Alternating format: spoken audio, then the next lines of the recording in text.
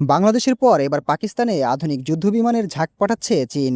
ইসলামাবাদকে 40টি পঞ্চম প্রজন্মের J-35 স্টিলথ fighter, দূরপাল্লার ক্ষেপণাস্ত্র এবং অত্যাধুনিক সামরিক প্রযুক্তি সরবরাহ করছে শি জিনপিং প্রশাসন। চীনের এই অভাবনীয় সামরিক সহায়তার ফলে দক্ষিণ এশিয়ার ভূরাজনীতি ও নিরাপত্তায় এক বড় ধরনের পরিবর্তনের আভাস দেখা যাচ্ছে। ভারতের বিরুদ্ধে কৌশলগত প্রতিযোগিতায় পাকিস্তানের পাশে চীন আরও জোরালোভাবে অবস্থান নেয়ায় আকাশে বাতাসে ছড়িয়ে পড়েছে নতুন শক্তির হিসেব, আর বদলে যাচ্ছে পুরনো সব নিরাপত্তার সমীকরণ।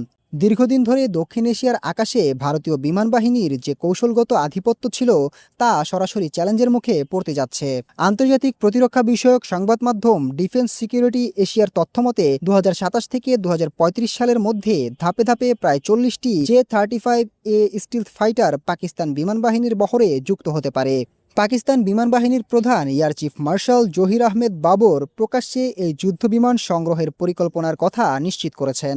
একাধিক প্রতিবেদনে জানা যায়, পাকিস্তানি পাইলটদের একটি দল ইতোমধ্যে চীনে এই অত্যাধুনিক যুদ্ধবিমানের ওপর প্রশিক্ষণ নিতে শুরু করেছে। সাম্প্রতিককালে চীন J-35 যুদ্ধবিমানের যে রপ্তানিযোগ্য সংস্করণ উন্মোচন করেছে তা মূলত পাকিস্তানের জন্যই প্রস্তুত করা হয়েছে বলে প্রতিরক্ষা মহলে জোর আলোচনা চলছে। সামরিক বিশেষজ্ঞদের মতে আধুনিক যুদ্ধক্ষেত্রে কেবল বিমানের সংখ্যাই সব নয়, বরং প্রযুক্তিগত উৎকর্ষই প্রথম আঘাতে জয় পরাজয় নির্ধারণ করে। বর্তমানে ভারতের হাতে 500 থেকে 600টি যুদ্ধ বিমান রয়েছে। ভারতের বহরে থাকা রাফাল এবং সুখোই 30 MKI অত্যন্ত শক্তিশালী হলেও এগুলো মূলত 4.5 প্রজন্মের প্ল্যাটফর্ম।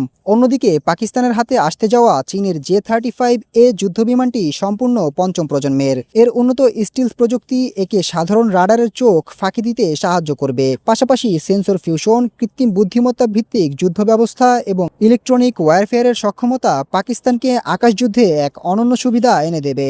এই চুক্তির ফলে স্বাভাবিকভাবেই ভারতের নিরাপত্তা মহলে গভীর উদ্বেগ দেখা দিয়েছে।